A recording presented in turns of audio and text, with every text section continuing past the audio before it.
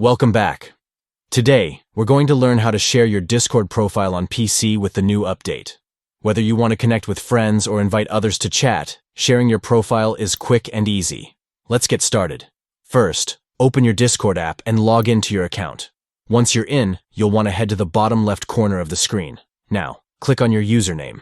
This will bring up a menu with various options related to your account. Next to your username, you'll see the option to copy username. Click on that, and your username will be copied to your clipboard. This step is essential for sharing your profile effortlessly. Now that you have your username copied, you can share it wherever you want. Whether it's in a message, on social media, or in a gaming group, just paste it where needed. Your friends can easily find you on Discord using that username, and that's it. Sharing your Discord profile is a simple way to connect with others.